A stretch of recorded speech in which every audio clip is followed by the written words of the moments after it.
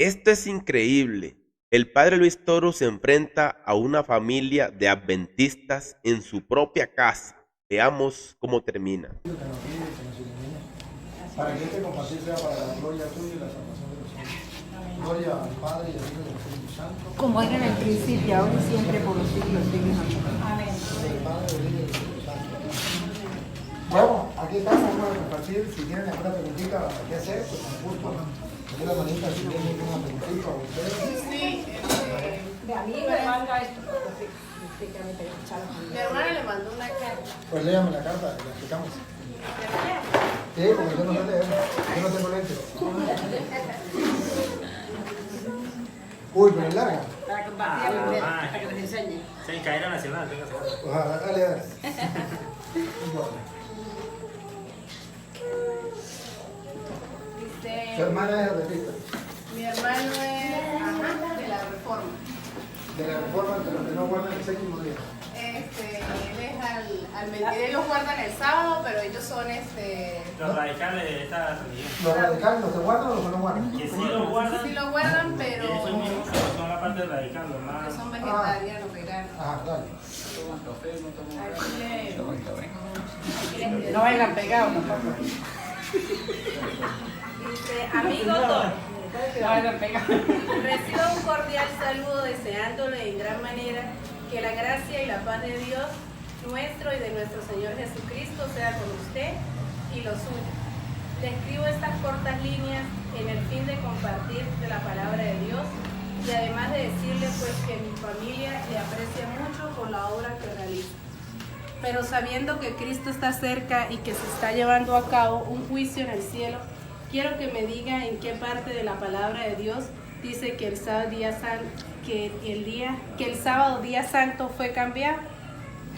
Según Isaías 48, dice, secase la hierba, marchitase la flor, mas la palabra de Dios permanece para siempre. Por lo tanto, lo primero que se escribe sobre la tierra es la santa ley de Dios, lo cual es incambiable y permanecerá para siempre. Va, deténgase un momentico que vamos a responder a la primera pregunta. La primera pregunta dice que donde en la Sagrada Escritura afirma que se cambió el sábado. Ajá. ¿Sí? Y vamos a responder a la primera pregunta. En Isaías capítulo 1, versículo 13, Isaías 1.13, cualquiera que tiene Biblia lo pueden mirar. Isaías 1.13. Isaías. En Isaías 1.13, ajá, No, yo lo leo. ¿usted lo lee? Bueno, Ajá, Isaías 1, 13. capítulo 13. Ajá, antes de leerlo, debo decirle que la profecía de Isaías, ya Dios había escrito a través de Isaías que el sábado iba a ser cambiado. Ahí está, primero en profecía, después le muestro dónde fue cambiado, de que la Biblia dice que ya no es el sábado, sino ahora es otro día que Dios estipula, y luego donde dice que efectivamente nosotros no nos debemos dedicar al sábado, que sin embargo nos van a criticar por no guardar el sábado, pero que eso no es importante para nosotros. Primero, la profecía, después donde dice que efectivamente Dios lo cambió, y luego donde Pablo dice que nadie lo venga a criticar por no guardar el sábado. Incluso si quiere le puedo mostrar donde dice la Biblia que los cristianos guardaban el día domingo, no el sábado. Dale primero Isaías 1.13. 1:13. 13, está después del 12 y antes del 14. 1:13. ¿Sí? No me traigáis más vana ofrenda. No me traigáis más vana ofrenda. Dale. El incienso me es abominación. El incienso me es abominación. Siga. Luna nueva Luna nueva, pongo que abominación. Rechazo. Luna nueva y día de reposo. y día de reposo. Dime. El Ya, un momentico. Dime, ¿cuál es el día de reposo? Luna nueva. Hoy, sábado. El sábado, el día de reposo, dice el Dios a través de Isaías, ya no me traigan ofrendas, ya no me traigan incienso, ya no Me es abominación. me es abominación, incluso el día de reposo. Repito otra vez, habla el día de reposo. Dice, no me traiga más vana ofrenda, el incienso me es abominación, luna nueva y día de reposo. Y día de reposo. Ya aquí Isaías promete que Dios está diciendo que el día de reposo es abominación, ya lo rechazan. Profecía. Ahora vamos a ver cuando viene en el Nuevo Testamento y dice que Dios cambia el día de reposo por otro día. Hebreos capítulo 4, versículo del 7 en adelante. Hebreos capítulo 4, versículo del 7 en adelante. Aquí está claramente donde habla de un día de reposo que tenía en el Antiguo Testamento, pero que Dios establece un nuevo día, que es el que los cristianos ya comienzan a guardar. En Hebreos capítulo 4, del versículo 7 en adelante. Y entonces, al ir mirando lo que dice la Sagrada Escritura, nos damos cuenta que sí, en el Antiguo Testamento, todo el Antiguo Testamento, antes de venir Jesucristo, todo el Antiguo Testamento hablaba del día de reposo, del séptimo día. Pero, cuando ya viene Jesucristo, no, ya el día de reposo para nosotros, nueva alianza, Nuevo Testamento, ya no tiene la validez para el pueblo. Hebreos 4, del 7 en adelante. Capítulo 4, versículo 7. ¿Sí? Ajá. Otra vez determina un día. Otra vez, o sea, antes había determinado uno, pero ahora determina otro día. Otra vez, repito. Otra vez determina un día. Otra vez determina un día. Pon cuidado, siga. Hoy diciendo, después de tanto tiempo, por medio de David, como se dijo, si oyereis hoy su voz, no endurezcáis vuestros corazones. Siga. Porque si Josué les hubiera dado el reposo, Día sábado, No. el que guardaba, ya, disculpe, entonces aquí Josué era del Antiguo Testamento, el que Dios había dejado en la Antigua Alianza para llevar al pueblo a la tierra prometida, y él guardaba en el día de reposo, pero si Josué lo hubiese llevado al reposo, pongan cuidado lo que viene, dice, no hablaría después de otro día. no hablaría después de otro día. ¿Y cuál es el otro día después del día de reposo? Por Domingo, porque el séptimo día era el día de reposo y Dios habla de otro día.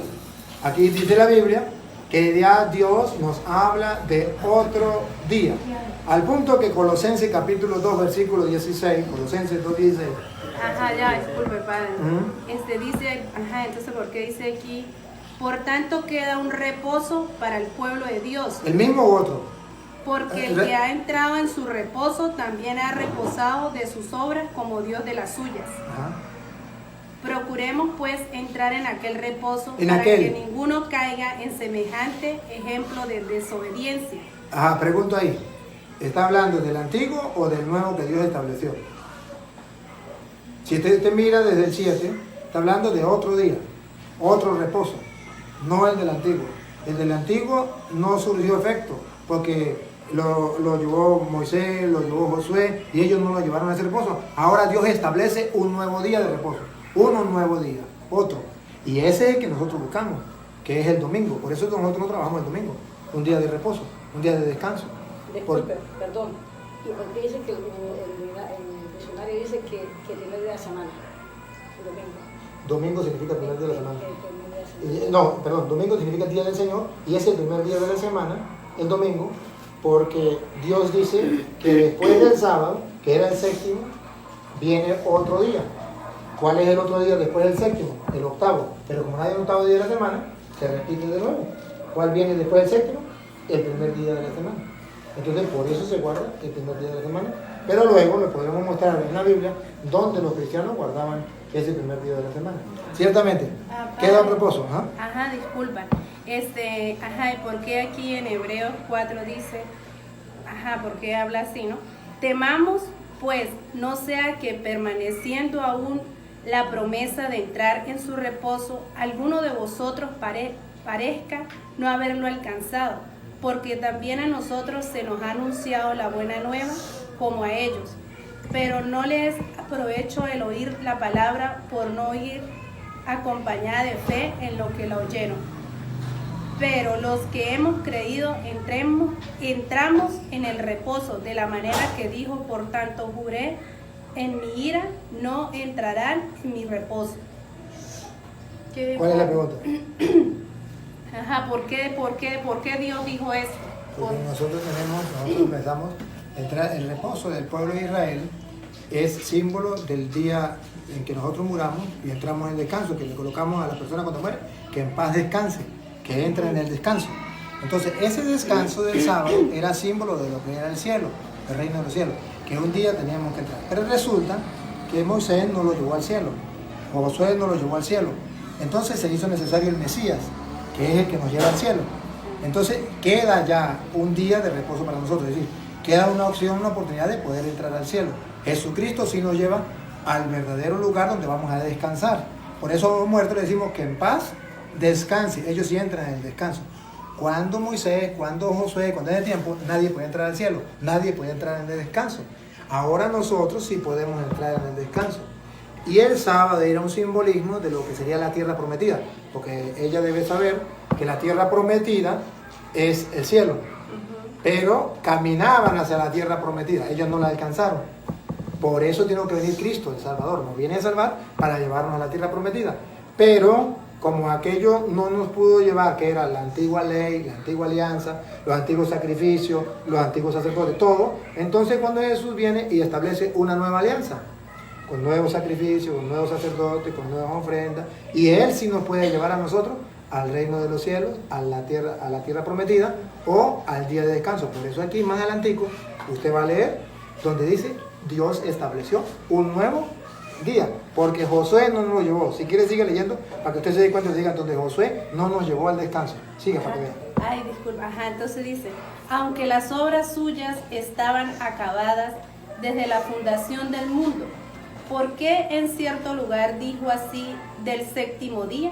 Y reposó Dios de todas sus obras en el séptimo día. Ajá, ahí está afirmando que eso era del Antiguo Testamento, porque estaba escrito que incluso Dios había trabajado 6 días y había descansado el séptimo día, a pesar de que Él seguía trabajando, estaba escrito eso.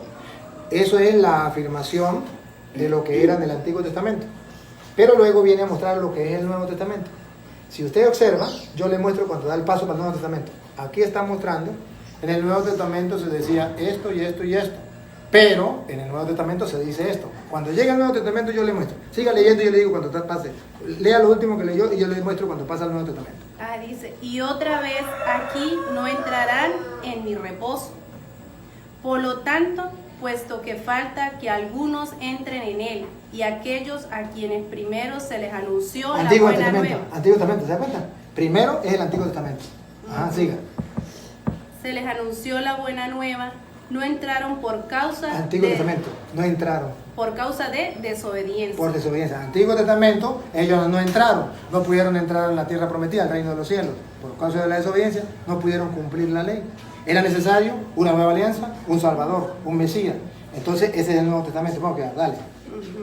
Dice, otra vez determina. Otra vez, ese es el Nuevo Testamento. Aquí es el paso del Antiguo. Primero muestra cómo el Antiguo Testamento venía, pero no pudo entrar. Como no pudo entrarnos al cielo, entonces Él otra vez determina, es decir, establece un nuevo testamento, una nueva alianza.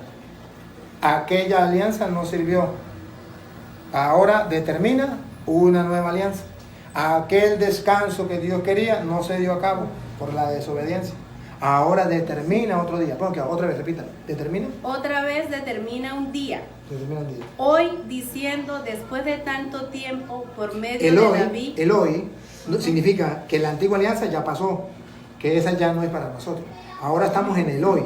Olvidémonos del de ayer, olvidémonos del pasado, olvidémonos de la antigua alianza. Ahora estamos en el hoy, en la nueva alianza. Siga. Si oyeres hoy su voz, no endurezcáis vuestros corazones. Porque si José les hubiera dado el reposo, Antiguo Testamento. no hablaría después de otro día. Si la antigua alianza hubiese servido para entrar en el cielo, no habría necesidad de otro día. No habría necesidad de otra alianza. No habría necesidad de un Mesías. Pero es necesario de otro día. Entonces, ¿qué significa? Que la antigua alianza llegó hasta aquí y no logró su objetivo. Entonces Dios tiene que establecer una nueva alianza, un nuevo día. ¿Qué significa un nuevo día? Una nueva esperanza de entrar al cielo. Porque la esperanza del Antiguo Testamento era esta. Hay 10 mandamientos. El que cumpla los 10 mandamientos entra al cielo. ¿Quién cumplió los 10 mandamientos? Nadie. ¿Quién entraba al cielo? Nadie. Por eso usted se da cuenta que en el Antiguo Testamento no se habla de santos, porque nadie podía entrar al cielo. Viene Cristo con la nueva alianza, establece un nuevo pacto, se sacrifica como el Cordero de Dios, establece un nuevo día, una nueva alianza, un nuevo sacerdocio, un nuevo sacrificio, todo lo establece nuevo. Y gracias a Él, entonces sí podemos entrar al cielo. Ahora, si podemos entrar al cielo, ya no es gracias a la antigua alianza, ya no es gracias a los 10 mandamientos, ya no es gracias al descanso del Antiguo Testamento, ahora es gracias de la ley del Nuevo Testamento, gracias a Cristo, y entonces gracias ya en el nuevo día. ¿Vamos a entrar en el cielo? Sí, ese es el descanso, la tierra prometida. Es un nuevo día. ¿Y por qué el domingo? Porque es cuando Cristo resucita que vence a la muerte. En el Antiguo Testamento llegaba hasta la muerte y no había opción para entrar al cielo. Cuando viene Cristo, nos da la resurrección, nos abre las puertas del cielo, entonces nos abre un nuevo día. ¿Y cuándo lo hizo? El día domingo en que resucita, vence a la muerte, por eso guardamos el día domingo. Entonces parece que, por tanto, queda un reposo Queda para un el reposo. pueblo de Dios. Queda un reposo. Porque el que ha entrado en su reposo también ha reposado de sus obras, como Dios de las suyas. Procuremos pues entrar en aquel reposo para que ninguno caiga en semejante ejemplo de desobediencia. Porque la palabra de Dios es viva y eficaz y más cortante que toda espada de 2 filos y penetra hasta partir el alma y el espíritu, las coyunturas y los tuétanos, y discierne los pensamientos y las intenciones del corazón. A ver, se lo explico entonces. El pueblo de Israel tenía la alianza, tenía el pacto, todo para poder salvarse. Con los 10 mandamientos usted puede entrar en el reposo. Cumple los 10 mandamientos y será salvo. Esa era la ley del Antiguo Testamento. Entonces, si usted cumple los 10 mandamientos, usted entraba en el reposo. Ya el cielo. El problema era, ¿quién los iba a cumplir? Nadie, porque siempre íbamos a fallar. Y recuerde que la ley decía que si usted fallaba en uno solo, cumplía 9, pero fallaba uno solo, ya estaba, ya no podía entrar al cielo. Ahora, cuando viene Cristo, nos establece un nuevo día, entonces dice, portémonos bien para que no nos pase como aquellos, para que ahora sí podamos entrar. Nos queda un día de reposo, es decir, tenemos una nueva oportunidad, pero que si usted y yo no nos portamos bien, podemos perder ese día de reposo que es el cielo, que es la salvación. Podemos perder la salvación, a pesar de que Cristo nos salvó, a pesar de que Él derramó sangre en la cruz. Si usted y yo no le hacemos caso, si usted y yo no nos portamos bien, perdemos la salvación. Está la oportunidad, pero la perdemos. Eso es lo que quiere decir, que tenemos que portarnos bien para poder entrar en ese nuevo día de reposo que nos queda. Y por eso usted verá que San Pablo, usted conoce quién era San Pablo. San Pablo era un hombre muy conocedor de la ley, era fariseo, conocedor del Antiguo Testamento, fue criado a los pies de Gamaliel, de modo que según los conocedores de lo que es el judaísmo, no había nadie mejor que Gamaliel, y Gamaliel fue maestro de San Pablo. Y San Pablo viene a explicar, ya después que se convierte, cómo esa ley, incluyendo la del sábado, llegaba hasta Cristo y que ya para nosotros no nos iba a afectar. Está en Colosenses capítulo 2, versículo 15. Desde el 15 lo puede leer en adelante, para que usted se dé cuenta cómo San Pablo lo muestra de una manera sencilla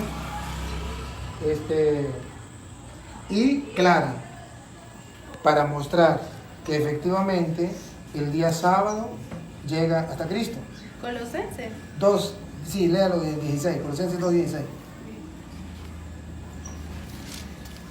Y le repito, acuérdese de quién va a hablar. Colosenses, ajá. A ver, ¿sabe quién va a hablar? Pablo, que escribió la carta a los Colosenses. Hagamos eco de esto. ¿Sabe quién era Pablo? Un judío que se convirtió al cristianismo. Pero no cualquier judío. Era un fariseo criado a los pies de Gamaliel, conocedor de la Sagrada Escritura, conocedor de la ley, porque fue criado a los pies de Gamaliel, según dice Hechos, capítulo 22, versículo 1 en adelante, fue criado a los pies de Gamaliel. De modo que no había nadie que conociera tanto la ley como Pablo. No había nadie. Ahora, si Pablo conoce de ley, vamos a ver qué dice Pablo. Ajá, Colosenses capítulo 2:16. 2:16. Por tanto, nadie os juzgue en comida o en bebida, Nadie lo juzgue por lo que usted come o por lo que bebe. o en cuanto a días de fiesta, luna nueva o días de reposo. Que nadie lo juzgue por eso. ¿Quién está hablando? Un conocedor de ley. Imagínense ustedes, para un Pablo, hablarle a los judíos y decirle, hablarle a los judíos que no hay que cumplir la ley, que no hay que cumplir el reposo, tenían que enfurecerse con Pablo. Por eso lo metían preso, por eso lo golpeaban. Porque Pablo, ¿cómo le va a predicar a los judíos que no hay que guardar la ley? Si él es fariseo, si él es conocedor de la ley, si a él fue criado en el mejor maestro de Israel, ¿cómo va a creer que Pablo diga que no hay que guardar el sábado? Y que nadie lo venga a criticar por lo que ustedes van a comer, por lo que van a beber, cosas que los judíos guardaban. Y que nadie lo venga a criticar porque ustedes no guardan el día de reposo. Entonces, Pablo viene a hablar de una manera muy sencilla, que realmente esto era para el pueblo judío, pero que ya no nos venga a criticar. Y si quiere, lo vuelve a leer y sigue leyendo. Vuelve a leer. Por tanto, nadie os juzgue en comida o en bebida, o en cuanto a días de fiesta, o luna nueva, o días de reposo. Ahí está, claro, el día de reposo. Siga.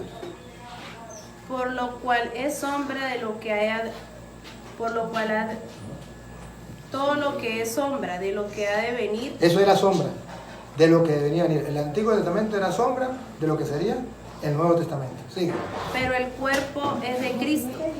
Nadie os prive de vuestro premio, afectando humildad y culto a los ángeles, entremetiéndose en lo que no ha visto, vanamente hinchado por su propia mente carnal, y no es haciéndose de la cabeza en virtud de quien todo el cuerpo, nutriéndose y uniéndose por las coyunturas y ligamentos, crece con el crecimiento que da Dios. Entonces Pablo dice que ya no tenemos que estar cuestiones de comida o bebida, sino que ahora tenemos que aferrarnos al cuerpo de Cristo, del cual Él es la cabeza, y todo tiene su coyuntura y va creciendo todo conforme a la unión que Cristo le da a cada miembro. Entonces Pablo dice, en castellano ya no tiene que aferrarse a la religión judía, sino ahora es al cuerpo de Cristo, donde Cristo es la cabeza y todas las partes del cuerpo van agarrando desde allí su fuerza para seguir adelante. Sigan. Y no haciéndose de la... Pues si habéis muerto con Cristo en cuanto a los rudimentos del mundo, ¿por qué como si vivéis en el mundo os sometéis a preceptos? ¿Por qué someterse a preceptos si ya estamos en Cristo? Tales como no manejes, ni gustes y aún toques. ¿Se acuerda que eso era la ley?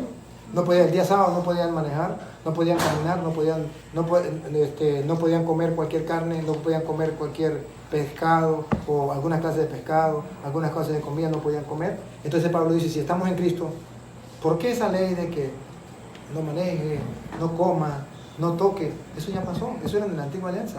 Lo está diciendo el maestro de la ley. Siga. Y entonces por eso los adventistas, ¿cuál es el problema de los adventistas? Que los adventistas estudian el Antiguo Testamento. Y en el Antiguo Testamento se prohíbe comer esto, se prohíbe comer aquello, se prohíbe caminar tantos pasos, se prohíbe hacer comida el día sábado, se prohíbe hacer esto. Todas las leyes del Antiguo Testamento. Los adventistas agarran las leyes del Antiguo Testamento. Nosotros agarramos la ley del Nuevo Testamento, porque hay un Nuevo Testamento, por eso se llama nuevo, aquel que da atrás. Claro está. ¿Cuál es el fundamento de ellos? Que dice, mire, está en la Biblia. Y agarran todo el Antiguo Testamento. Y en el Antiguo Testamento está. Lo que no me pueden comprobar es con el Nuevo Testamento. Por ejemplo, he hablado con pastores de toda clase de adventistas. De la Reforma y de los no Reforma. Y le he dicho, muéstreme. Y vea los videos, ahí están los videos. Muéstreme. Yo dejo de ser cura, me meto adventista. Aproveche. Dame una cita donde en el Nuevo Testamento, no en el Antiguo Testamento, me sé la cita. En el Nuevo Testamento se diga que hay que guardar el día sábado. No hay una cita. Al contrario, le puedo mostrar varias donde hay que guardar el día domingo. Yo lo puedo mostrar. Y por ejemplo, que no se puede comer una clase de pescado, o que no se puede comer carne, o que no se puede comer esto. Eso no existe en el Nuevo Testamento. Levítico, sí, todo eso. El Levítico es el Antiguo Testamento. Por eso le digo. Existe la Biblia puesta antes de venir Cristo y después de venir Cristo.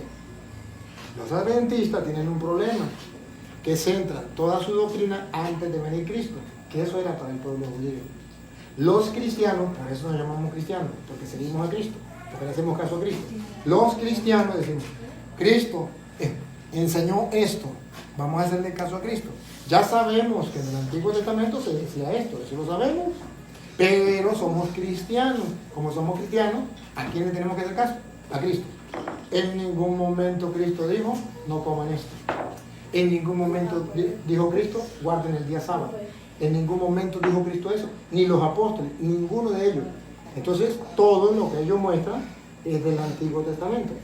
Que eso es exactamente lo que yo hago con los pastores adventistas cuando me van con ellos en público. Yo les digo, está bien, muéstrame en el nuevo, no en el antiguo. Porque en el antiguo yo ya me lo sé. Solo muéstrame en el nuevo, aunque sea uno. Y yo con eso me conformo. Y no han sido capaces de demostrarme, ni siquiera uno. Ahí tengo el debate con los adventistas en Colombia. Tengo el debate con los adventistas en Estados Unidos.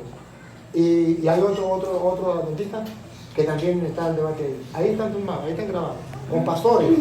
Y los de Estados Unidos me decían, no, lo que pasa es que como son de edad de Colombia ya no saben nada. Y yo, bueno, pues ahora con ustedes. Y entonces los agarro con ellos. ¿Ah? No sé quién será. Lo que sí le puedo decir es que yo hablé con el formador de los adventistas del Táchira. Es mentira, que usted iba a hablar con el pastor Bullón. No, sí, si usted tuvo debate con el pastor Bullón. No sé cuál es. Alejandro Bullón. ¿Cuál es ese? Él es adventista. ¿De dónde? Yo creo que en Estados Unidos, ahí usted tiene un... No, él no es de... brasileño por ahí. No sé. Hay una parte, o sea, yo también estoy de acuerdo en partes que usted dice, ¿verdad? Dice, la Biblia dice que sabemos cuál es la verdadera iglesia que muestra la Biblia en el Nuevo Testamento, que dice que son los que ayudamos a los pobres, a los necesitados. Sí. Pero hay una parte que me confunde, es que dice que rueguen a Dios en Mateo, ¿no? Rueguen a Dios que la venida de Dios no sea en invierno o en sábado. ¿A quién le está hablando? ¿A los judíos o a los cristianos? ¿A los cristianos? No, está hablando de los judíos. Y cuando está hablando a los judíos, le está hablando que precisamente, ¿cuál es la ley del judío? Un judío no podía caminar el día sábado más de 1000 pasos. Entonces Jesús le dice, pues entonces ruéguele a Dios que no porque el judío no aceptó a Cristo. Acuérdense de la pelea que tuvo. Si el Nuevo Testamento, no nos estaba hablando a nosotros en el Nuevo Testamento, si esa parte decía así, o sea, que dice que ruegue que la venida de Dios no sea en invierno o en sábado. Está poniéndole, si usted lo analiza completo, usted verá que está hablando de la dificultad cuando venga Cristo. Entonces, ¿cuál es la dificultad? Que para los judíos va a haber una gran dificultad, que ellos no pueden caminar el día sábado más de 1000 pasos, no nosotros, porque es una dificultad para nosotros. Para los judíos había la dificultad de caminar más de 1000 pasos. Entonces, si tenían que huir, tenían que llegar donde llegara el otro paso, ya tenían que quedarse ahí y lo mataban. Entonces era una dificultad para ellos. Entonces, una manera de decir que iba a haber limitaciones para las personas, por ejemplo, la que está embarazada. Porque ahí se acuerda que también pone la que está embarazada. Sí, claro. Ajá, porque la embarazada va a sufrir. ¿Por qué? Porque la embarazada no puede correr como las otras. Si va a huir, ruega a Dios que no esté embarazada, porque ¿cómo va a ser para huir? ¿Ves? Para el judío, ruega a Dios que no sea el día sábado, porque ¿cómo va a ser usted para huir? Entonces, cuando habla, vamos a suponer, cuando habla de que no esté embarazada, capten una cosa, era para un grupo de personas que eran las mujeres, porque los hombres no. Los hombres no están cintas, los hombres no tenemos el problema. Lo del sábado, los cristianos no tenemos problema, los judíos sí. Como cuando habla de la mujer que está embarazada, no habla de todas las personas. Ruegue que no esté encinta. No está hablando de los hombres, está hablando de las mujeres, que son las que podían estar encintas. Cuando dice que no sean sábados, no está hablando de los cristianos, está hablando de los judíos, que eran los que tenían problemas por caminar el día sábado. Entonces, tiene que mirarles a quién le está hablando, en qué contexto le está hablando. Jesucristo le está hablando allí a los judíos. Ahora, a todos nosotros, ¿qué nos está diciendo con eso? ¿Qué nos está diciendo con eso a nosotros? Que ustedes y yo, si estamos en paz con Dios, no debemos tener problemas de salir corriendo, no. Porque dice, no huyan ni para allá, ni huyan para acá, ni huyan para acá.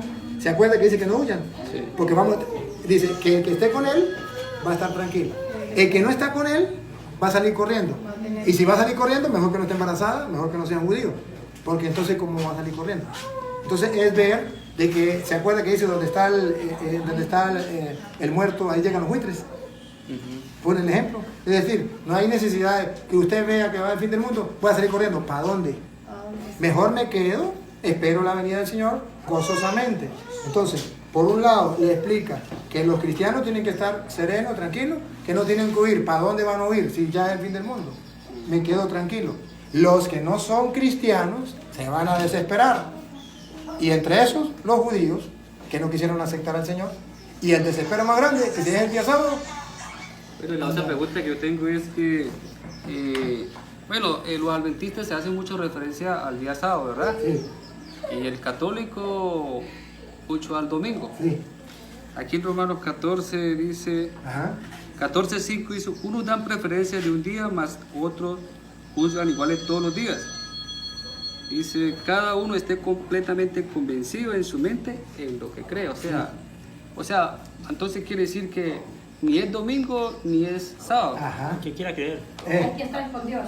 Ah, Ahora, andar Sí. con mi Señor todos los días. O sea, Estar con se le Dios ve. las cuentas con mi sí. Señor todos los días. Vamos a volver a leer para que lo No, sí, yo, ¿Sí? sí, si quiere vuelvo a leer. Sí, vamos a leer. Pero yo sé No, que para lo demás. si quiere léalo desde el 1. Dice, recibí el débil en la fe, sin criticar de opiniones. Otra vez. Recibí. ¿Sabe por qué le digo que desde el 1? Porque ahí está la clave. Sí, Copia.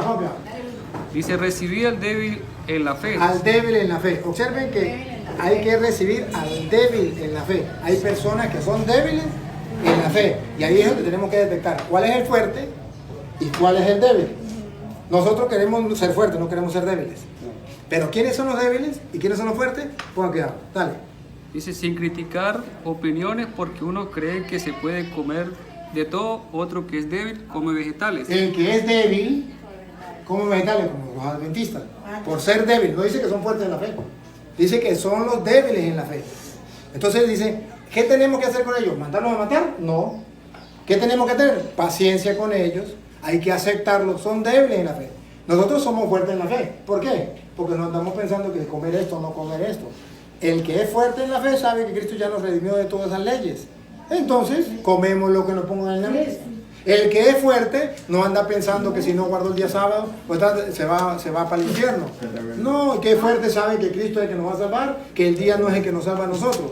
Ahora, el débil, por eso quiero que lo lea desde el principio, el débil piensa que hay que guardar el día sábado si no se va para el infierno. O que hay que dejar de comer tal cosa si no se va para el infierno. Ese es débil. Ese no es fuerte. Vuelvo a leer para que vean. Desde el 1.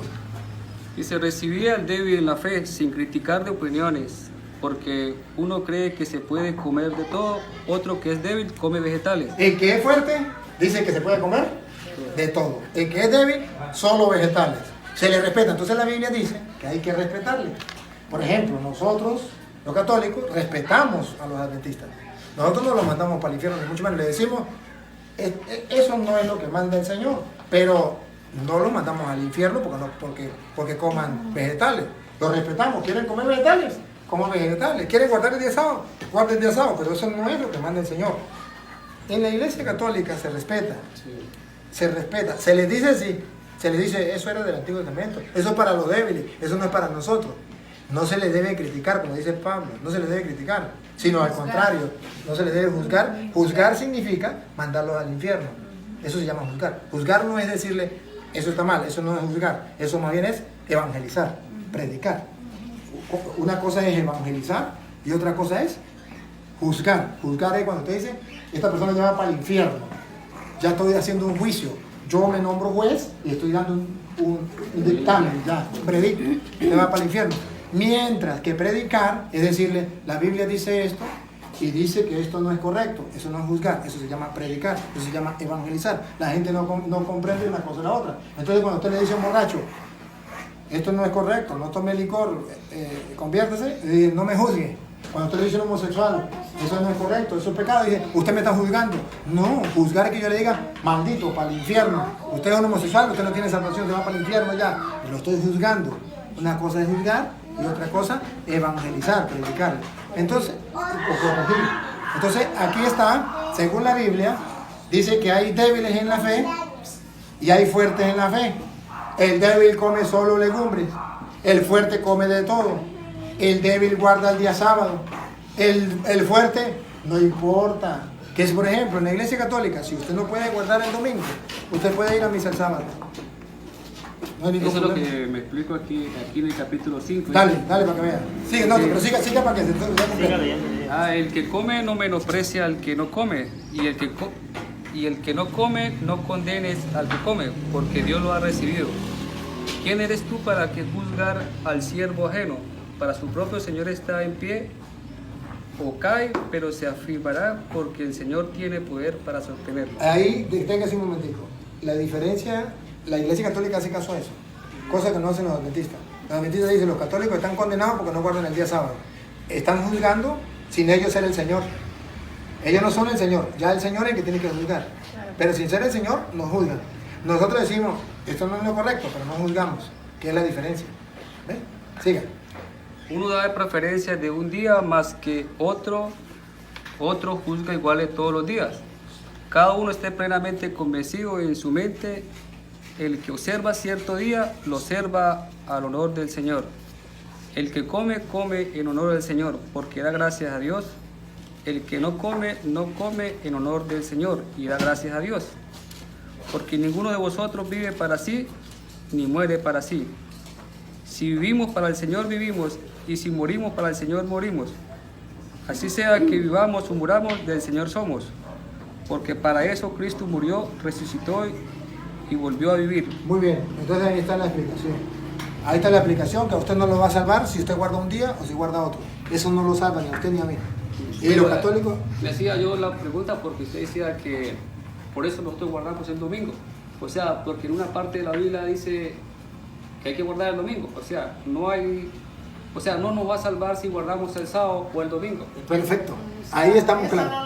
Ahí estamos claros. Y eso la iglesia católica nunca, la iglesia católica nunca enseña que usted se va a salvar por guardar el día domingo. Nunca.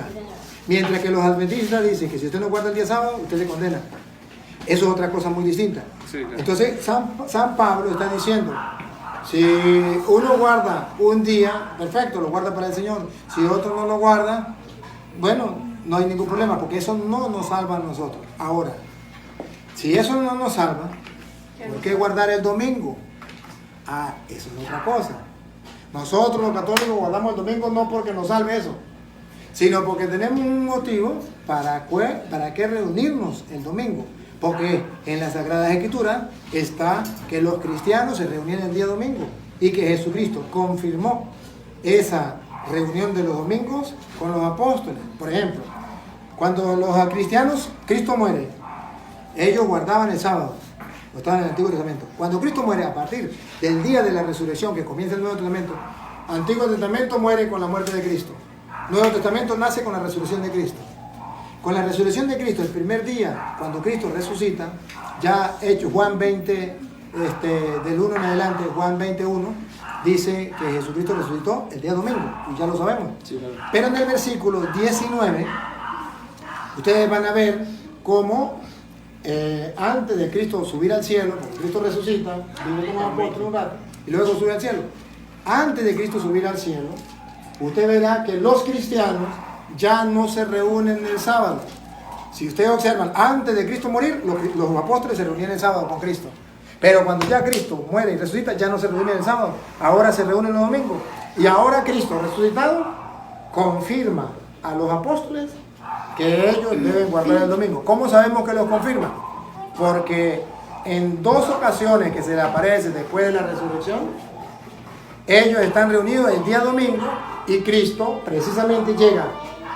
Y dice la Biblia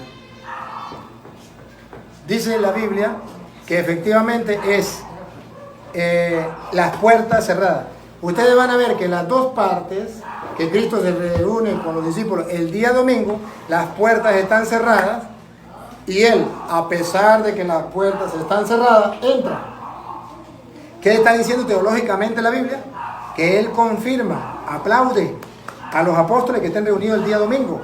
¿Cómo lo confirma? Que aunque las puertas no estén abiertas, Él entra y les da un mensaje. Porque versículo 19. Juan 20, 19. Juan 20, 19. Ha dejado de practicar la Cuando llegó la noche de aquel mismo día, De aquel mismo día. ¿Se acuerdan de qué día estamos hablando? Domingo, que Cristo resucitó. Dale. el primero de la semana. Ah, para que no queden dudas, ya, está claro. El primero de la semana. Estando las puertas cerradas. Esto es importante. ¿Por qué Juan pone que las puertas están cerradas? Esto es lo importante. Porque tiene que tener un significado las puertas cerradas. Las puertas cerradas tienen un significado. Que es imposible que Jesucristo entre. Pero que si Él entra, es porque le interesa entrar. Es porque tiene un firme propósito de estar allí. Es que nada le puede impedir que Él esté con sus discípulos el día domingo reunidos. ¿Cómo que va? Cerradas en el lugar donde los discípulos estaban reunidos. Ah, observen, subrayen. Ya no son los judíos. Ahora la Biblia aclara que son los discípulos de Cristo que se reúnen a partir de la resurrección el domingo. Nunca se reunían el domingo. Se reunían el sábado. Pero Cristo resucita y ya lo encontramos reunidos los discípulos, no los judíos, los discípulos el día domingo. Siga. En el lugar donde los discípulos estaban reunidos por medio de los judíos. Por miedo. Vino Jesús. Por miedo. Por miedo a los judíos, ¿qué significa? Observen algo. Por miedo a los judíos, ¿qué significa? Por miedo. Sí, por miedo. Reunidos por miedo Ajá. de los judíos. Observen algo. Observen algo. Por un lado está el Antiguo Testamento, por otro lado el Nuevo Testamento. Por un lado el Antiguo Testamento los judíos, por otro lado el Nuevo Testamento los apóstoles. Y el Nuevo Testamento los apóstoles le tienen miedo a los judíos. ¿Qué significa? Que como está comenzando el Nuevo Testamento, hay miedo de que los judíos se impongan, que no permitan que nazca el Nuevo Testamento. ¿Y cuándo se reunían? El sábado los judíos. Ahora los apóstoles, el domingo. Y vamos a ver si Cristo lo confirma. Dale. A todos sabemos que es el Nuevo Testamento. Vino Jesús y puesto en medio le dijo. Vino Jesús y puesto en medio, ahí está la confirmación. Si Jesucristo no hubiese querido que sus discípulos se reúnan el domingo, créanme ustedes que no se hubiese presentado con las puertas cerradas y hubiese confirmado su existencia. O si le hubiese reunido, y están ellos reunidos y Jesús se aparece y le dice, ¿por qué no se reúnen el sábado? Si el día de la reunión es el sábado. No, cuando Él se reúne, y acuérdense que estaban reunidos por miedo a los judíos, entonces está confirmando que en el Nuevo Testamento la reunión de los cristianos es el domingo. Para la muestra, Cristo lo confirma. Aunque las puertas estén cerradas, yo entro. Quiere decir, esto es lo que yo quiero. Yo quiero con mis cristianos, con los míos, reunirme el domingo. Las puertas están cerradas, Jesús se presenta, siga. Y puesto en medio les dijo, paz a vosotros. Y cuando les hubo dicho esto, les mostró las manos y el costado. Y los discípulos se regocijaron viendo al Señor. Se regocijaron. Entonces en el domingo, ellos se regocijan. Nosotros los cristianos, el domingo nos regocijamos en el Señor. Celebramos eso. Ahora, en el mismo capítulo, y observen algo. Si esto no fuera importante, ¿por qué San Juan lo quiere? En el mismo capítulo, versículo 26, en el mismo, pasa el versículo 26, ustedes descubrirán que San Juan vuelve a decir exactamente lo mismo. El día domingo. ¿Por qué lo pasa para allá? Más fresco. Versículo 26. 26. Yo quiero que ustedes observen por qué la Iglesia Católica le da tanta importancia al domingo. Porque Juan le dio importancia. Ya lo había dicho que Jesucristo se reunió el día domingo y los apóstoles estaban reunidos por miedo a los judíos y Cristo entra y ya confirma. Ya basta. Pero que Él lo vuelva a decir en el mismo capítulo, estamos en el 19. Ahora pasamos al 26, 19, 20, 21, 22, 23, 24, 25, 26. 7 versículos más adelante, vuelve a narrar lo mismo. Dale, 26. 8 días después. 8 días después. ¿Qué sería 8 días después? Domingo. Primer día de la semana. 8 días después. Estaban otra vez sus discípulos dentro y con ellos Tomás. Llegó Jesús estando las puertas cerradas. Otra vez vuelve a contar. Están las puertas cerradas. Están los discípulos reunidos. Observan que se reunieron los domingos. El domingo pasado se reunieron. Este domingo se vuelve a reunir. Estaban con las puertas cerradas, entró Cristo. Ahora están otra vez con las puertas cerradas. Dale. Y se puso en medio y les dijo, paz a vosotros. Vuelve a confirmarle que él está de acuerdo que se reúnan los domingos. Los cristianos, Nuevo Testamento, se reúnen el domingo. Cristo confirma. Y le dice, la paz con ustedes, no tengan miedo. ¿Saben por qué reunían con las puertas cerradas? Por miedo a los judíos. ¿Qué le dice Jesús? No tengan miedo, tranquilo, yo estoy con ustedes. Si los judíos están en contra, yo estoy a favor. Los judíos se reúnen el sábado, yo me reúno con ustedes el domingo. Y él confirma esa reunión. Siga. Luego dijo a Tomás, pon aquí tu dedo y mira mis manos, y acerca tu mano y métela en mi costado, y no seas incrédulo, sino creyente. Entonces observan que ahí ya está la confirmación de por qué los cristianos es el domingo. Nuevo Testamento. Lo repito, no hay una cita en el Nuevo Testamento, no hay una, donde los cristianos se reunieran el sábado. Sí hay varias donde se reúnen los domingos. Aquí con Cristo. Ahora después que ya Cristo sube al cielo y se va, quedan los cristianos. Vamos a ver cuando se reúnen el domingo. Por ejemplo, Hechos 27. Ya Hechos de los apóstoles significa que ya Cristo murió. Ahora lo que hacen los apóstoles, ¿qué hacían ellos? Lo que ellos hicieron, nosotros lo hacemos. Porque eso es lo que nosotros vamos a seguir el testimonio. Hechos 27. Ahí está lo que ellos hicieron, el testimonio, pero se llama Hechos, lo que hicieron, para que nosotros lo hagamos. Hechos de los apóstoles, 27.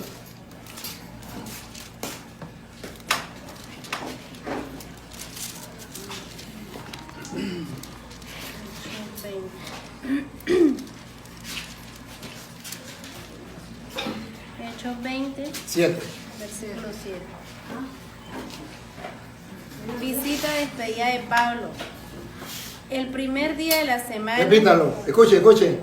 El primer día de la semana. Ya estamos claros que no es el séptimo día. El primer día de la semana, dale. El primer día de la semana reunió los discípulos. Aquí está. ¿Quiénes se reunían el primer día de la semana? Los discípulos. Los discípulos. ¿Por qué? Porque Cristo resucitó el domingo, porque Él confirmó la reunión el domingo, el primer día de la semana. Los discípulos, distinto a los judíos, se reunían el domingo. ¿Para qué? Para partir el pan. Para la Eucaristía, la fracción del pan. 2 domingos. Hechos de los apóstoles. Otra, 1 Corintios, capítulo 16, versículo 2. Ustedes verán que todos los domingos, ya no es uno, ya no es dos, ahora es todos los domingos. Y entonces verá que según la Biblia, los cristianos se reúnen todos los domingos. 1 Corintios 16, 2. 16, 2. Cada primer día de la semana. Cada primer día de la semana. Pregunto, ¿es uno solo o 2 días? Todos. Cada significa no una vez. Siempre. Cada primer día de la semana. Ponte otra vez. Cada primer día de la semana, cada uno de vosotros ponga aparte algo según haya prosperado, guardándolo para que cuando yo llegue no se recojan entonces ofrendas. A ver, dime una cosa. ¿Cuándo se reunían los cristianos? El primer día de la semana. El primer día de la semana. ¿Por qué Pablo no dice que el sábado? Porque si el sábado va a recoger la ofrenda, ¿quién le va a dar ofrenda? Nadie. Todos los primeros días de la semana ustedes deben recoger la ofrenda. ¿Quiénes? Los cristianos. Ya hay una diferencia. Los cristianos se reúnen el domingo. Los judíos el sábado. Quieren ver. Aquí tiene una cita, por ejemplo. Usted habla con un adventista del séptimo día. El adventista del séptimo día le dice, mire, yo le tengo una cita. En el Nuevo Testamento donde los cristianos se reunían el primer día de la semana. Y dan la cita. Hechos 17.1. Vamos a escucharlo porque vea. Porque puede ser que ustedes ya se la hayan dado. Incluso esté escrita ahí. Esté escrita en la carta que le mandaron. Hechos 17.1. Y ustedes verán que es mentira que los cristianos se reunían el domingo. Porque ahí los adventistas malinterpretan las escrituras. Ella va a leer despacio y yo le voy a mostrar dónde está la mala interpretación y le voy a mostrar con claridad qué es lo que dice la Biblia. ¿Puedo quedar? Hechos 17.1.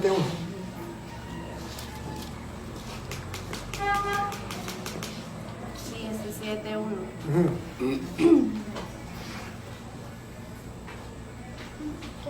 Pasando por Antípolis y Apolonia, llegaron a Tesalónica, donde había una sinagoga de los judíos. Subrayen. ¿De quién era la sinagoga? Judíos. De los judíos. Los adventistas no subrayan la palabra de los judíos, dicen los cristianos. Pero la Biblia dice, claro, no eran los cristianos.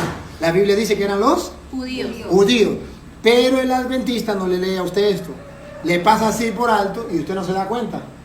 Pero usted tiene que subrayar que se refiere a los judíos. Nosotros no somos judíos, somos cristianos. Los judíos, sigan. Y Pablo, como acostumbraba, fue a ellos y por 3 días de reposo discutió con ellos. Entonces los adventistas dicen, mire, Pablo, la costumbre de Pablo era reunirse los sábados. Porque dice Pablo, según su costumbre, se reunió el día de reposo. Sí, pero pregunto, ¿con quién? Con los judíos. ¿Dónde llegó Pablo el día de reposo? ¿Cuál era la costumbre? Que se reunía los sábados con los judíos. ¿Por qué con los judíos? Porque él iba a rebatirle con la Biblia a los judíos. ¿Por qué no se reunía con ellos el domingo? Porque no había nadie en la sinagoga.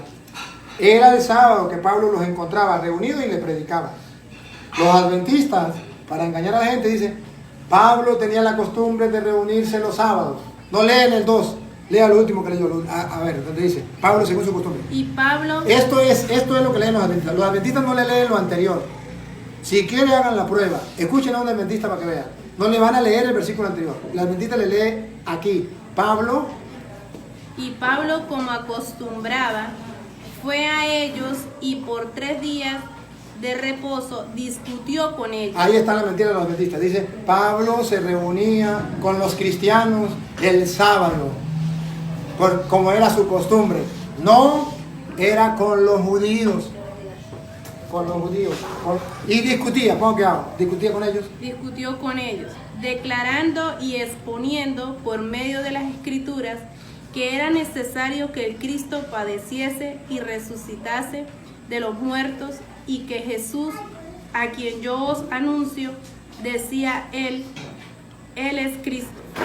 Entonces observan que la Biblia no está diciendo que los cristianos se reunían el sábado, que Pablo pescaba a los judíos cuando estaban reunidos en la sinagoga y les llegaba a predicar, eso es otra cosa. Pero no era que los cristianos se reunían el domingo. Ahora, yo le mostré que los cristianos se reunían el domingo, no el sábado. Se lo mostré en los Hechos de los Apóstoles, se lo mostré según San Juan. Ellos no me pueden mostrar a mí esto. Yo por lo menos, yo hablé con el formador de los adventistas del Táchira. ¿Cómo se llama él? Asdrúbal, en el año 2000. En el año 2000 él era el formador de los adventistas del Táchira. Y fue curioso porque hablamos en la grita, debatimos en la grita. El hombre sabía, conocía. Le confieso que de todos los pastores evangélicos que yo he hablado, de los así que no tienen estudio, sino que son de las sectas, el más que manejaba las escrituras, Asdrúbal.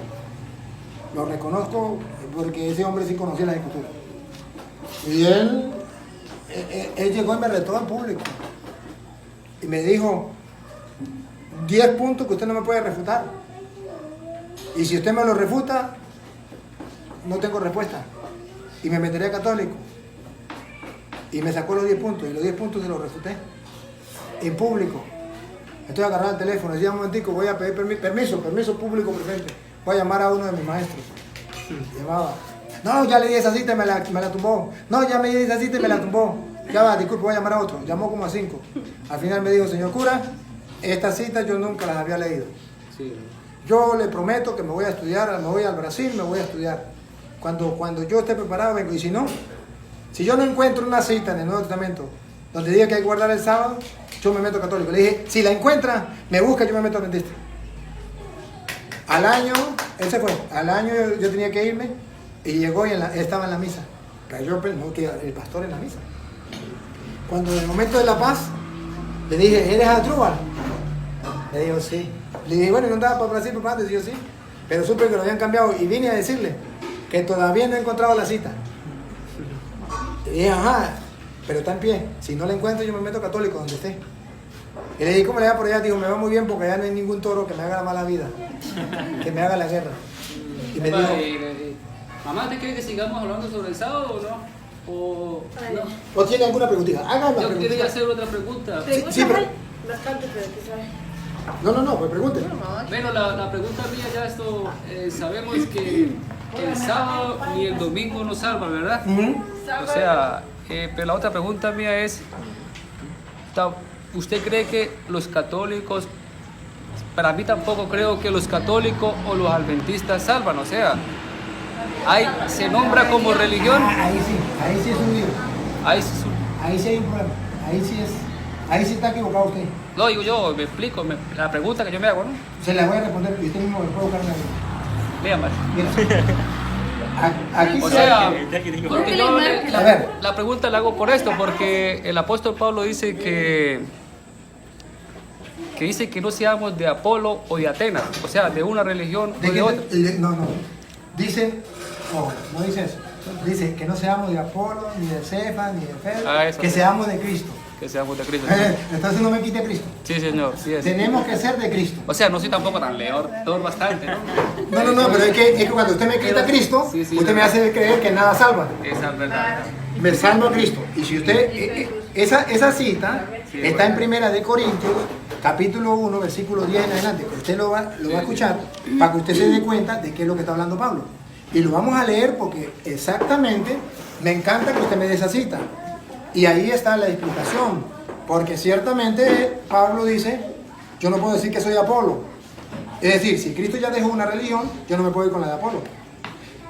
Que yo soy de Pablo, si Cristo ya dejó una religión, no me puedo ir con la de Pablo. Que yo soy de Cefas, si Cristo ya dejó una religión, no me puedo ir con la de Cefas. Tengo que ser con la de Cristo.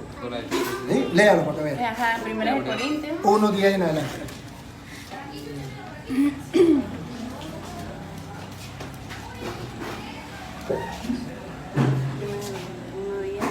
Leo pero poco.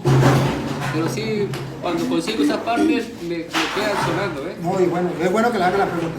Pablo, llamado a ser apóstol de Jesucristo por la No, voluntad esa de no Dios. es. Primera de Corintios 1:10. Esa no es. Primeras, María. Disculpe. Os ruego pues, Esa sí es. hermanos, Oh, por el... ya. Escuche que es un ruego, una súplica. Sí, sí. Yo no sé si usted capta que cuando es un ruego, lo está viendo como urgentemente, como que no se salga, como que, ¿cómo le inyecto yo esto? Es un ruego. Papá y mamá cuando le ruega al hijo es porque diciendo, por favor, no vaya, que le puede pasar algo malo, ¿eh? Así lo hace Pablo. Otra vez. Os ruego pues, hermanos, por el nombre de nuestro Señor Jesucristo, que habléis todo en una misma cosa. Habléis mismo la misma cosa, que no cambien. Uno habla una cosa, predica otra cosa. Eso no es correcto. Que uno predica una cosa, otro predica otra cosa. Todos tenemos que predicar lo mismo. Sigue. Y que no haya entre vosotros divisiones. Eso está prohibido. La división no viene de Dios, viene del diablo. Por eso decimos que tenemos que buscar a ver dónde está la verdad. Porque no puedo decir, aquel tiene la verdad. Pablo no dice, todos tienen la verdad. Eso es lo mismo. Ninguna religión salva, cada quien crea lo que quiera. No, Pablo dice, todos un mismo sentir. No sé si observa que busca la unidad. Y va a ver que la unidad va a estar en Cristo. ¿Cómo que hago? Que no está en Apolo, está en Pablo, está en Cristo. ¿Cómo que hago? Le ruego que tengan un mismo pensar, un mismo sentir y que lejos la división. Otra vez, la división, otra vez. Que no haya entre vosotros divisiones. Eso no puede existir, que su mamá sea adventista, usted católico, el otro evangélico. Eso no puede ser. Siga. Sino que estéis perfectamente unidos en una misma mente y en un mismo parecer. Ajá. Porque he sido informado Porque he sido informado acerca de vosotros, acerca de ustedes, hermanos míos, hermanos míos, por los de Chloe, por lo que me contó Chloe, que hay entre vosotros contiendas. contiendas. Quiero decir Ajá. que cada uno de vosotros dice, yo soy de Pablo, Ahí está. y yo de Apolo. Ahí está entonces que uno dice, yo soy adventista, yo soy testigo de Jehová, yo soy evangélico, yo soy mormón, yo soy esto, yo soy aquello. Siga. yo de Apolo, y yo de Cefas, y yo de Cristo. Y yo de Cristo. Oh, uno sí lo pegó. ¿Acaso está dividido Cristo? ¿Acaso está dividido Cristo? Esa es la pregunta. No puede haber sectas, porque Cristo no está dividido. ¿Fue crucificado Pablo por vosotros? ¿Acaso fue Elena de White, la fundadora de los adventistas, la que dio la vida por ellos? No. ¿O fuiste bautizados en el nombre de Pablo? ¿O fuiste bautizado en nombre de Pablo? Tampoco. Doy gracias a Dios de que a ninguno de vosotros he bautizado sino a Crispo y a Gallo. Entonces observen, ¿Qué significa? Crispo y Gallo son personajes, como decir Pánfilo, Albertina, Toro.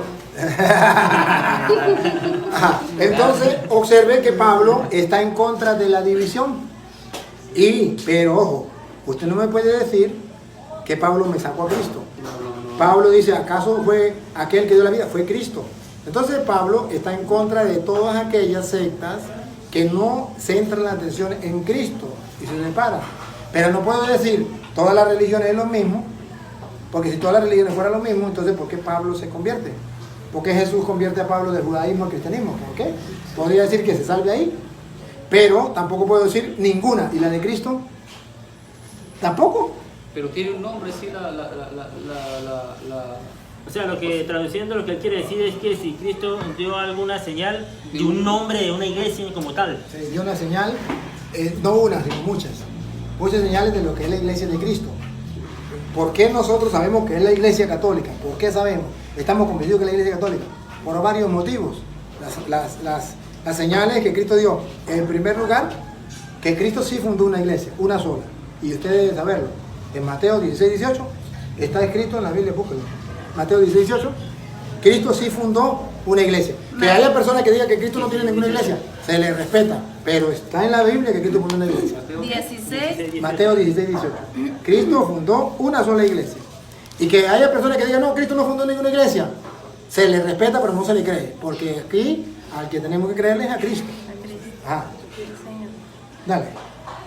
Y yo también te digo que tú eres Pedro, y sobre esta roca edificaré mi iglesia, y las puertas del Hades no prevalecerán contra ella. Edificaré mi iglesia. De modo que Cristo sí tiene una iglesia. El que me diga que ninguna iglesia salva, entonces dígame para qué Cristo fundó una iglesia. Pero la iglesia somos nosotros. A ver, no, es mentira. Eso es mentira. Ya va, disculpe un momentico. Primero le respondo a ella y después le respondo a usted. Mire, esa es la mentira de las sectas. Que Cristo no fundó una iglesia porque yo soy la iglesia. Cada uno de nosotros somos la iglesia. Eso no es correcto. Eso no existe en la Biblia. Eso lo escuchamos en la secta. Y lo dice. Incluso hay una canción que dice, yo soy la iglesia, tú eres la iglesia. Y eso no es verdad. Yo no soy la iglesia. Y usted lo puede leer para que vea que Pablo dice allá en 1 de Corintios capítulo 1, capítulo 12, versículo 14, búsquelo. 1 de Corintios capítulo 12, versículo 14, y verá que Pablo dice que eso es imposible, de que un solo miembro. 1 de Corintios 12, 14. Y verá que usted verá que ahí dice Pablo que es imposible que un solo miembro forme un cuerpo. Okay. Además, el cuerpo no es un solo miembro, sino muchos. El cuerpo no es un solo miembro, sino muchos. De modo que yo no puedo decir que yo soy la iglesia. ¿Qué es el cuerpo para Pablo? Si Colosenses 1:18, ¿qué es el cuerpo? No se lo olvide, Colosenses 1:18. No se lo olvide, el cuerpo no es un solo miembro, se necesitan muchos miembros. Entonces, ¿de qué cuerpo estamos hablando? Vamos a ver, porque es Pablo que habla de un cuerpo. ¿A qué llama Pablo cuerpo? Que usted no puede ser miembro no puede ser el cuerpo. Usted tiene que ser miembro del cuerpo, pero usted no es el cuerpo. ¿Qué llama Pablo cuerpo? O sea, una congregación. Vamos a ver. Y él es la cabeza del cuerpo, que es la iglesia. ¿Qué es el cuerpo? La iglesia. Entonces yo no puedo decir yo soy la iglesia. Cuando un adventista o un evangélico dice yo soy la iglesia, eso no está en la Biblia. La Biblia dice que yo no puedo ser un cuerpo, yo soy parte del cuerpo. Dice que el cuerpo es la iglesia, Cristo es la cabeza y nosotros somos parte de ese cuerpo. Porque si yo digo yo soy la iglesia el día que yo me muera, se acabó la iglesia. Ah, pero entonces yo soy una iglesia y usted es otra y ella es otra. Pues entonces no puedo decir yo soy la iglesia. Yo tengo que decir yo soy una iglesia. Cuando yo me muera queda la otra. Tenemos que hablar claro. Pero no puedo decir yo soy la iglesia. Eso es mentira.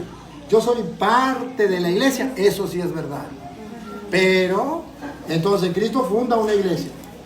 Tú eres Pedro, sobre esta piedra edificaré Mi iglesia. Sigue con Mateo 16, 18. A ver si lo que usted me dice, que si ninguna iglesia salva. Vamos a ver si es verdad.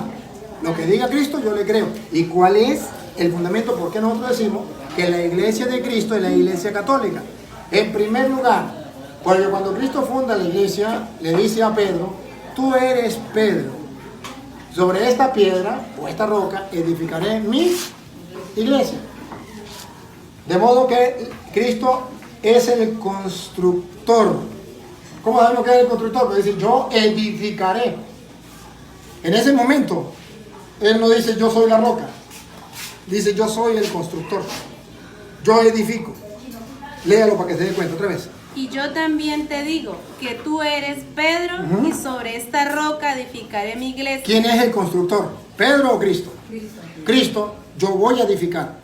¿Quién es la piedra que el constructor va a colocar en su iglesia? No me puede decir que Él mismo es la piedra. Él es el constructor. Yo voy a edificar mi iglesia. Y tú eres Pedro, la piedra. Entonces, el que me diga que Cristo es la piedra, entonces pregunto, ¿entonces Pedro es el constructor? ¿O quién es el constructor? Porque Él dice, edificaré mi iglesia. Pero vamos a suponer, esta es la primera que los protestantes dicen, no, pero es que la piedra es Cristo. Si la piedra es Cristo, entonces ¿quién es el constructor? Me quedo entonces con la interrogante. Y vamos a suponerle, vamos a decirle, no, pero vamos a llevarle la cuerda a los adventistas o a los evangélicos, a quien sea. Y decir, bueno, Pedro no es la piedra es Cristo, está bien. Pero ahora, ¿cómo sabemos que esa iglesia de Cristo es la iglesia católica? ¿Y que sirve para la salvación? Quitemos la piedra, pues, no peleemos sobre la piedra. Como unos dicen que la piedra es Cristo, el otro dice que la piedra es Pedro, ya, listo, quitemos la piedra. Va, ahora. En la iglesia que Cristo fundó ahí, ¿habrá un jefe? ¿Habrá quien tiene autoridad? ¿Habrá quien va a gobernar esa iglesia? Vamos a ver. Dale. Y sobre esta roca edificaré mi iglesia y las puertas del Hades no prevalecerán contra ella. Yo quiero que centren la atención aquí en lo que viene. ¿Cómo que va? Y a ti te daré las llaves del reino de los cielos. Pregunto, ¿le está dando autoridad a Pedro o no? Sí. ¿Cómo sabemos? A ti te doy las llaves, no dice, y yo me doy las llaves. Para que se den cuenta que si la piedra es Pedro, para la muestra un botón le dando las llaves. Ahora, vamos a quitarle que no sea la piedra, Pedro, está bien. Pero ¿a quién le dio las llaves? Ojo, del reino de los cielos. Y ahora pregunto, la iglesia que Cristo está fundando, ¿quién tiene las llaves del cielo? ¿A quién se las dejó Cristo? Que un evangélico me diga que se lo dejó a Elena de White, se le respeta, pero eso no está en la Biblia. Pero yo le puedo mostrar que se la dejó a Pedro. Y si le dejó las llaves del reino de los cielos, ¿qué significa? Que la salvación suya y mía, que es entrar al cielo, está en la iglesia que él fundó y le dejó a Pedro las llaves. Eso se llama teología. Analizar lo que él está diciendo cuando entrega las llaves y no dice las llaves del reino de la tierra. Las llaves del reino de los cielos las tiene Pedro, que significa que él funda una iglesia para que el mundo se salve. ¿Cómo sabemos? Porque a Pedro le da las llaves del reino de los cielos. Significa, lo que abras, cuando abras podrán entrar, cuando cierres no podrán entrar. Si yo no pertenezco a esa iglesia de Cristo, que tiene las llaves Pedro, ¿quién me va a abrir las puertas? Teológicamente, nadie. Teológicamente. Eso no es literal, pero sí es figurativo. Y si es figurativo, vamos a ver cuál es la figura. Que dentro de la iglesia de Jesucristo está la salvación. ¿Cómo sabemos? Pedro tiene las llaves del reino de los cielos. ¿Quién le va a abrir la puerta del cielo a los adventistas? ¿Su fundadora Elena de White? No tiene las llaves. A los protestantes, Martín Lutero no tiene las llaves. Pero en la iglesia católica, ¿cómo sabemos? Porque ha existido desde Pedro hasta ahorita papas que continúan la misión, que eso es lo que se llama, tienen las llaves del reino. Cristo le ha dado la autoridad. Si usted le pregunta, antes de venir a Elena de White, ¿dónde estaban los adventistas del mundo? En ninguna parte del mundo. Si usted pregunta, ¿por qué los adventistas, si son la iglesia de Cristo, por qué no hicieron la Biblia? Solamente usted se pone... ¿Por qué? Solamente usted se pone a preguntar. Usted se pregunta, ¿quién hizo la Biblia? La Biblia que tienen los adventistas. ¿Quién la hizo? ¿La hizo su fundadora? No, su fundadora agarró la Biblia que tenía la Iglesia Católica. ¿Quién hizo la Biblia? La Iglesia Católica. Ahora, si la Iglesia Católica no es la de Cristo, ¿cómo se explica que los adventistas agarren la Biblia que la Iglesia Católica hizo y entonces dicen la Iglesia Católica no sirve para nada? Si no sirve para nada, ¿por qué agarran la Biblia? Solamente que... Yo iba a preguntar algo, discúlpeme. Diga.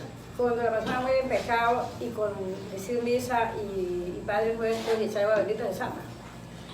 Según dice la Biblia en Hebreos capítulo 10, versículo 9 en adelante, sí.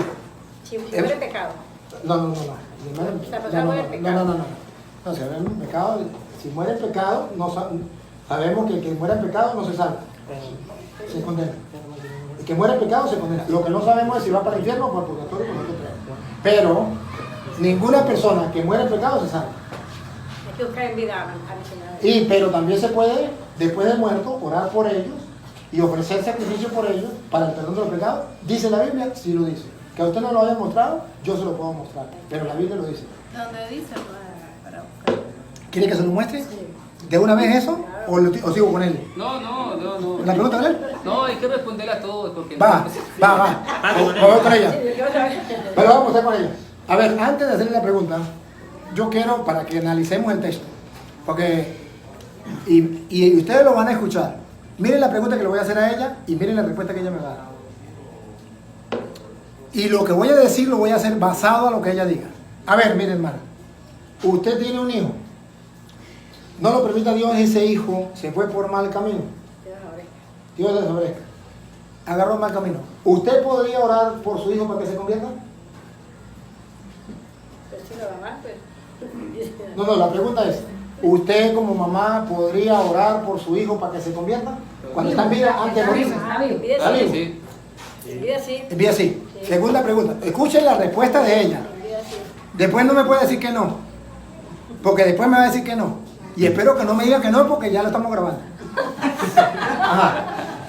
Usted me dice que sí puede. Segunda pregunta. ¿Usted cree que Dios lo puede cambiar y hacer de que él se vuelva cristiano? Y si usted en vida, estando él en vida, usted ofrece sacrificio, usted le pide al Señor del corazón, ¿podría Dios cambiar la vida de él? ¿Lo vieron? Dijo que sí. Dijo que sí, ya. Exacto, eso estamos claros, usted y yo estamos claros. En vida, usted puede orar por una persona, por muy pecadora que sea, ¿verdad? Y usted tiene la esperanza que puede cambiar y Dios puede hacerlo, ¿no? Listo. Ya estamos claros, de modo que lo que venga ya no me puede decir todo lo contrario. Si me dice lo contrario, ustedes lo van a descubrir. Vamos a mostrarle que una persona cuando se muere, usted puede orar por esa persona. Y si no está en el infierno, esa persona puede ser perdonada por Dios. Si está en el infierno ya no puede ser perdonada por Dios. Pero si está en el purgatorio, sí puede ser perdonada por Dios. Y no me venga a decir que se refiere cuando está aquí en la tierra. Porque usted me dice que cuando está en la tierra, aunque tenga el pecado que sea, Dios puede cambiarlo y usted puede orar por él para que cambie. En eso estamos de acuerdo. Miren cómo está escrito en 1 de Juan capítulo 5, versículo 16. Para que vean que sí podemos orar por los que están muertos. Aquí habla Juan de los que ya murieron. Y murieron, unos murieron en pecado venial y otros murieron en pecado mortal. Los que murieron en pecado venial, pues podemos orar por ellos para que Dios les perdone. Eso es lo que llama purgatorio. Los que murieron en pecado mortal, que cayeron al infierno, ya no podemos orar por ellos porque ya no tienen remedio. Primera carta de Juan. Primera carta de Juan, capítulo 5, versículo 16. Para que ustedes vean que la respuesta se la voy a dar con la Biblia, no mi parecer, lo que dice la Biblia. Que ella lo acepte o no lo acepte, pues me perdona, eso ya no es culpa mía. Pero yo tengo que darle una cita bíblica. La santa hay un libro cristalino y claro, lo que nos hacemos somos nosotros. Ajá, primera de Juan. Escuchen, primera de Juan 5, 16, ponga. 5:16. Si alguno viere a su hermano cometer pecado que no sea de muerte, Que no sea de muerte.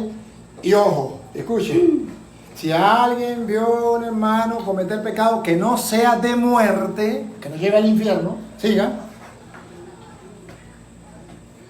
pedirá y Dios le dará vida. Epa, ¿hay que pedir o no? Hay que pedir y Dios le dará vida o no. Sí.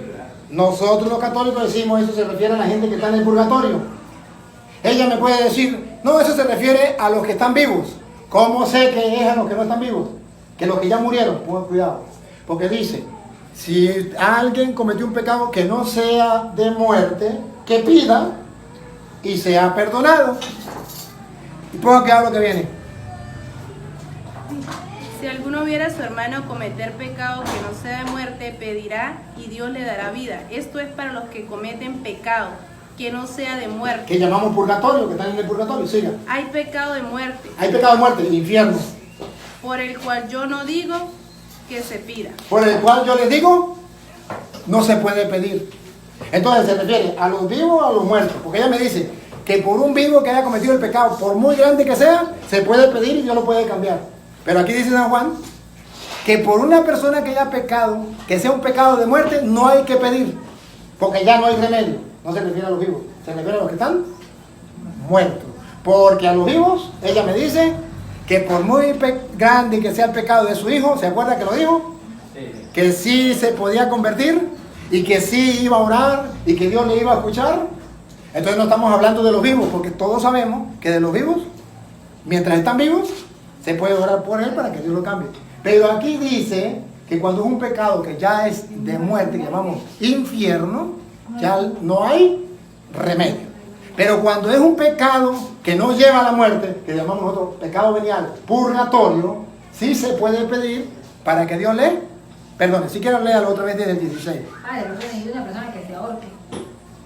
Murió en pecado, pero no sabemos nosotros para dónde mandarlo. Eso le toca a Dios. Nosotros sabemos que mandó en pecado y sabemos que se condenó. En la Iglesia Católica es diferente a los hermanos separados. La Iglesia Católica dice, una persona que muera borracho, adulterio o en lo que sea, murió en pecado, se condena. Pero nunca dice, se va para el infierno. Eso le toca a Dios. Mientras que el hermano separado dice, el que muera en pecado se va para el infierno directamente. Porque el purgatorio no existe. Pero ustedes van a ver lo que dice aquí la Biblia. Aunque lo sigan. Les vuelvo a leer. Léalo de 16, siga. Si alguno viera a su hermano cometer pecado que no sea de muerte, pedirá y Dios le dará vida. Esto es para los que cometen pecado que no sea de muerte. Hay pecado de muerte, por el cual yo no digo que se pida. Toda injusticia es pecado. Toda injusticia es pecado. Pero hay pecado no de muerte. Pero hay pecados que no van al infierno. No de muerte. Y para los protestantes, Toda injusticia. toda injusticia es pecado. Pero dice, no todo pecado, Pero hay pecado no de muerte. no de muerte, no va para el infierno. Y los adventistas y los evangélicos, todos dicen, el que murió en pecado, así es pecado más pequeño, directo para el infierno.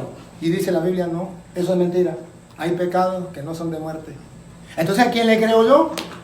Yo le creo la palabra de Dios. Y cuando ella me dice que nosotros no podemos orar por los muertos, no podemos hacer nada por los muertos, es mentira. Primera de Corintios, capítulo 15, versículo 29, del Nuevo Testamento que estamos hablando. Dice que se puede hacer oración, se puede hacer actos de fe. Búsquelo, Primera de Corintios 15, 29. Se puede hacer algo por los que ya murieron. Y Pablo lo viene a decir. Nosotros, ella dice, puede, Primera de Corintios 15, 29. Ustedes verán que nosotros ofrecemos misa por los muertos, rosario por los muertos. Y la Biblia viene a decir que eso se puede hacer.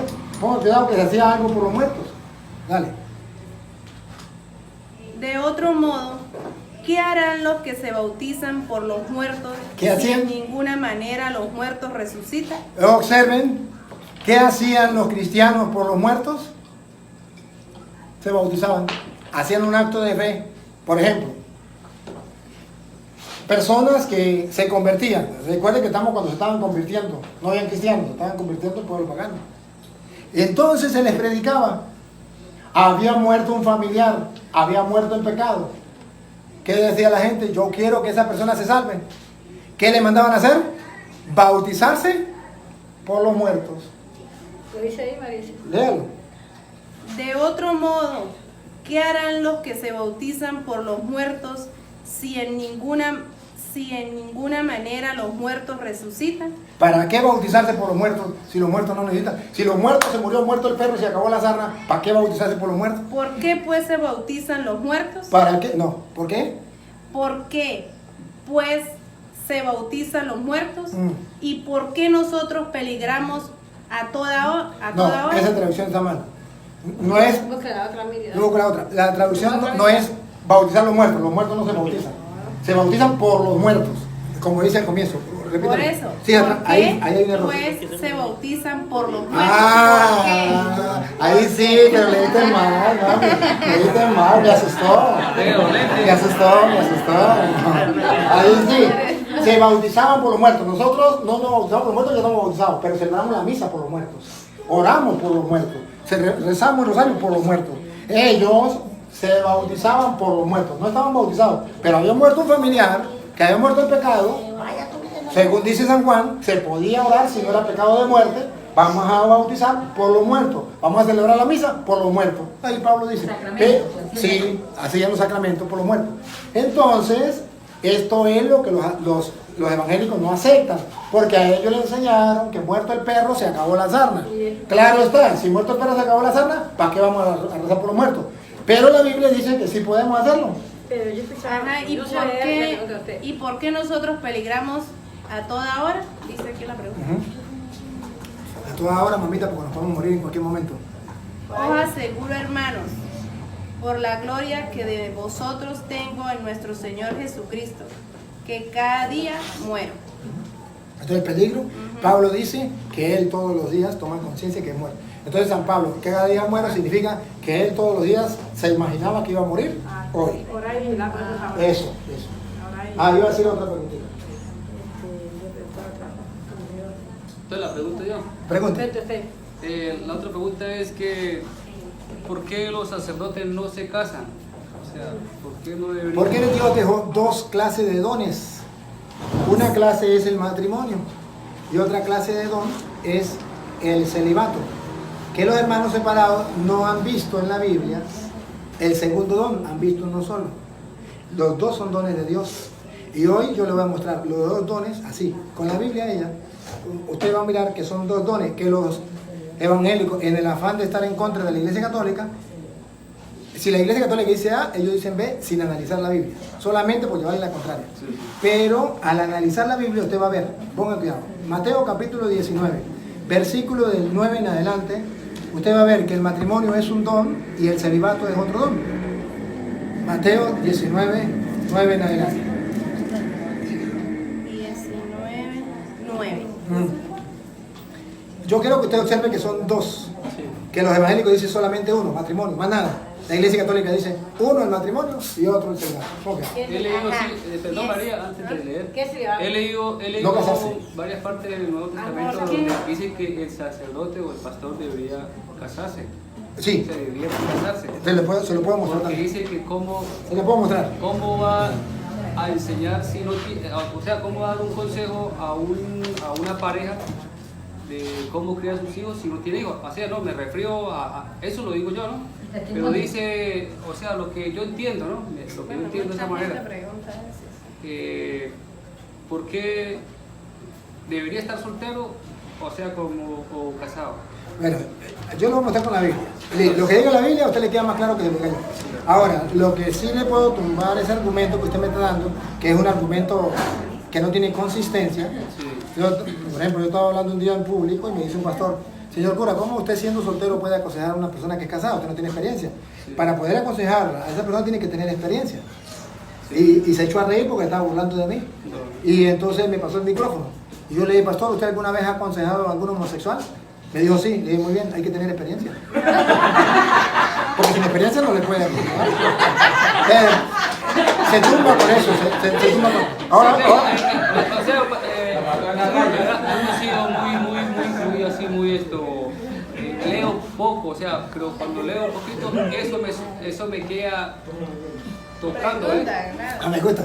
Yo entiendo. Y ve que vamos hablando bonito. Sí, claro. Yo le estoy entendiendo, solamente que le respondo de varias maneras para ver cuál es. O sea, como yo le digo a usted, mi mamá me crió a mí en la iglesia adventista desde niño, pero yo tengo años que no me parece. O sea, no volví porque no concuerdo en muchas cosas con... Porque ha comenzado a leer la Biblia, Sí, y claro, lo ha tomado en serio. y no estoy de acuerdo. O sea, a veces yo le digo a un adventista que estamos haciendo una reunión y le digo, ¿cuál es el gran mandamiento para usted? Y él dice, mira, hay veces que me dicen que el sábado. Y yo le digo que no, que él dice que amar a Dios sobre todas las cosas y a tu prójimo como a ti mismo. Ese es el más grande. O sea, como que chocamos en ese sentido, y la idea es que sí, que como dice, que seamos un mismo sentir, un mismo pensar. O sea, ¿no les parece? Pero nunca va a ser el mismo sentido porque ellos se aferran al Antiguo Testamento y ustedes se aferran al Nuevo Testamento. Sí, claro. A mí me da dolor, por ejemplo, con su mamá, porque ella no puede leerlo. No sabe leer. Sí. Y eso es una desventaja para ella conocer la verdad. Porque ella se aferra solamente, a mí me enseñaron esto y ahí se aferra. Sí, claro. Y no puede comprobarlo. En cambio ella usted lo puede comprobar, usted lo puede comprobar porque usted lo puede leer. Sí, claro. En cambio ella no lo puede comprobar porque ella no lo puede leer. Y eso es más difícil, porque para ella tendría que usar más fe. Porque ella tendría que comenzar a ver las dos cosas. Por ejemplo, si ella confía en alguno de ustedes, usted que es su hijo, usted que es su hija, ponerlo a leer a ustedes. Y ir mirando con la cita que yo doy y la cita que dan ellos, ir mirando, porque usted lo puede comprobar con sus propios ojos, y por eso usted puede alejar de ella y puede decir no estoy de acuerdo con mamá de ella, porque usted puede leerlo. Pero ahora a ella le dicen no, eso está en la Biblia, no se lo muestran, como ella no sabe leer, ella dice, a mí me lo dijo el pastor, y ahí se aferra. ¿Quién la saca de ahí? Nadie, porque se cierra.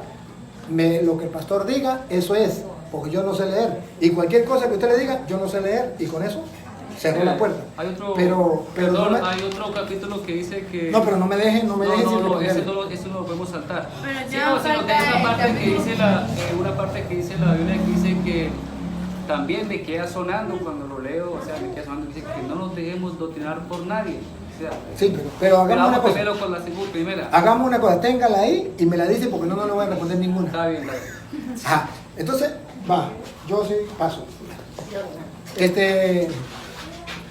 Téngala ahí y ahorita me la hace. Está bien. Vamos con Mateo 16, ¿qué digo? 19, 9. Mateo 19:9. A ver, antes de leerla, quiero que ustedes capten la atención que Jesucristo va a mostrar que son dos maneras de servirle a Dios.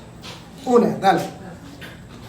Y yo os digo que cualquiera que repudia a su mujer, salvo por causa de fornicación, y se casa con otra adúltera. Adultera. Ahora bien, mire algo, mire una cosa. Usted ve la que ven aquí. Aquí está defendiendo el matrimonio. ¿Cómo sabemos del matrimonio? Porque dice que si se separa y se va con otro, comete adulterio. Está defendiendo el matrimonio. Está claro. O sea que el matrimonio es querido por Dios y Dios defiende el matrimonio. Siga. Salvo por causa de fornicación, y se casa con otra adúltera. No. Casa con otra adultera. El que se casa con otra adúltera. El que se Gracias, divorcia. padre. Y el que se casa con la repudiada adultera. Adultera. Ajá. Ahora pongo cuidado. Vamos, ¿no? Queridos amigos, ¿cómo les pareció este gran encuentro entre el padre Luis Toro y esta familia de adventistas? ¿Verdad que el padre Luis Toro tiene la razón? Siempre hay que destacar el gran conocimiento que nuestro Dios le ha dado al padre Luis Toro. No te olvides que compartir estos videos también es edificar. Espero, querido hermano, querido amigo, que este video te haya edificado y aunque sea un poquito, haya aumentado tu fe. Nos vemos en la próxima video y gracias, que Dios te bendiga.